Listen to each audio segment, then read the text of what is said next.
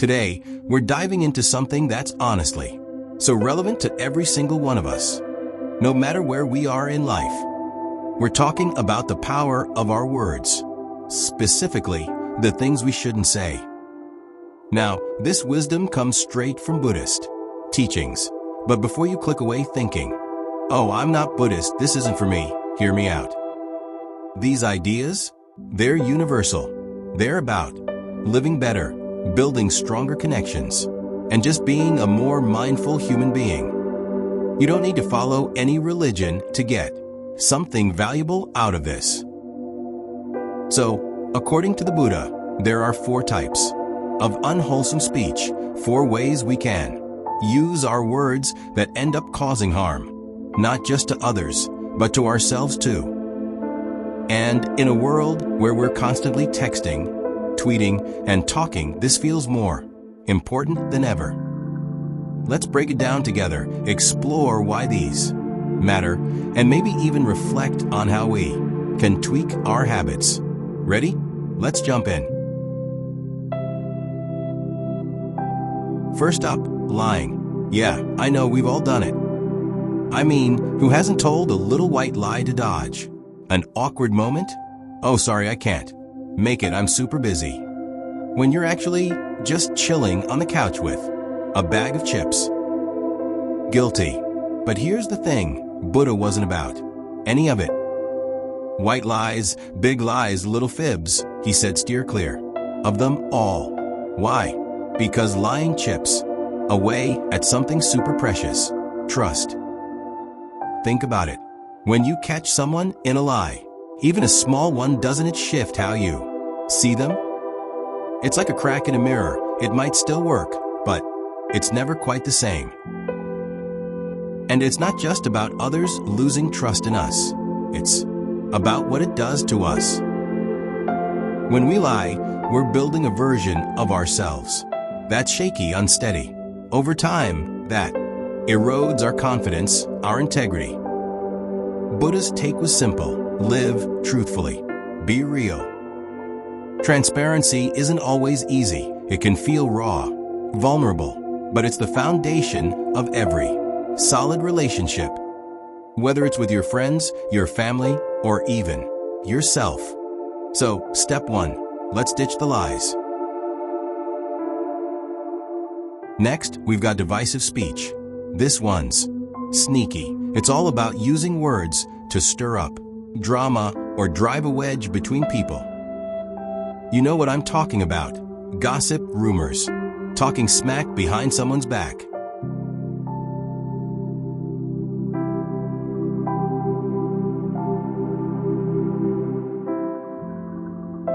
It feels good in the moment, right? Like you're letting off steam. But Buddha was like, nope, that's a trap.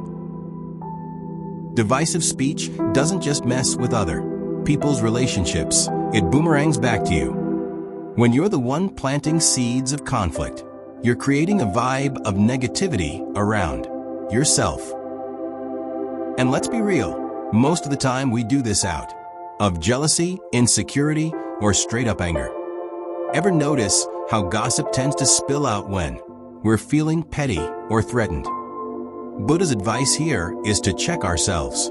Instead of breaking connections, why not build them? Words can be bridges or wrecking balls, it's up to us. So, next time you're tempted to stir the pot, maybe take a breath and ask, is this worth it? Number 3, harsh speech. Oh, this one hits hard. We've all been on the receiving end of it. Someone snaps at you, calls you out in a mean way, or just unloads their frustration with words that sting. How does it feel? Pretty awful, right? You might feel small, angry, or just deflated. Now flip it. How often have we been the ones dishing it out? Maybe not on purpose, but in the heat of the moment. Yelling at someone, criticizing them too sharply, or tossing out a sarcastic jab that cuts deeper than we meant it to. Buddha said, don't do it. Harsh speech is like weaponizing your words to tear someone down. And it's a lose-lose deal.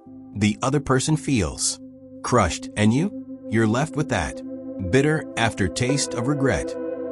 Or worse, you start getting comfortable being cruel. It's often anger or stress driving this one. But here's the kicker: we can control it. We can pause, breathe, and choose words that don't leave scars.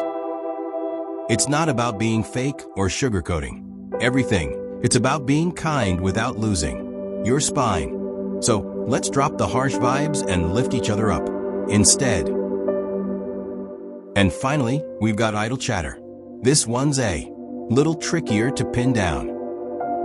Buddha wasn't saying we can't have fun, conversations, or crack jokes. He's not out here trying to kill our vibe. Idle chatter is more about pointless talk that doesn't go anywhere. It's the endless scrolling and commenting on stuff that doesn't matter, or filling silence with fluff just because we're uncomfortable with quiet. Think of it like verbal clutter, words that don't add anything to our lives or anyone else's. Now, I'm not saying every convo needs to be deep and philosophical. I love a good chat about movies or what's trending as much as the next person. But there's a line. When our words turn into mindless noise, when we're just talking to talk, that's when it's unwholesome. Buddha's point was about intention.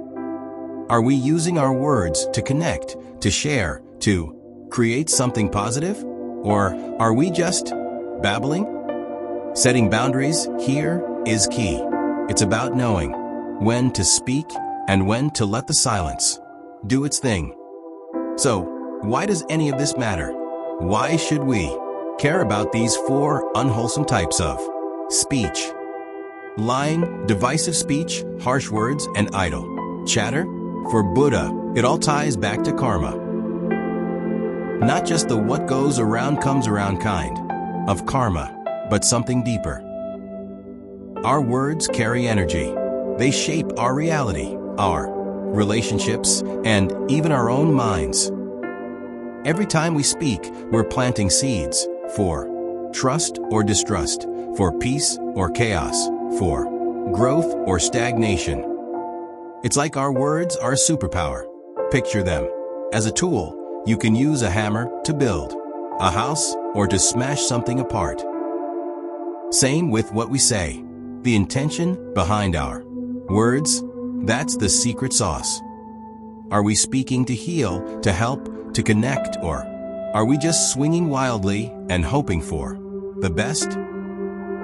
In today's world, where we're communicating 24/7, online, in person, everywhere, this feels like a wake-up call. We've got the power to make our lives and other people's lives better with what we choose to say. So, there you have it, the 4 unwholesome speeches to watch out for, straight from Buddhist wisdom, but totally applicable to all of us. I'd love to hear your thoughts. What do you think about this? Have you caught yourself slipping into any of these habits? Drop a comment below and let's keep the convo going.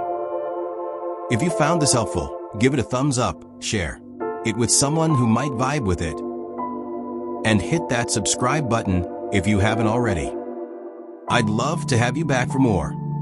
Until next time, let's keep our words kind, honest, and meaningful. Wishing you all peace, happiness, and maybe a little more mindfulness in how we speak. See you soon.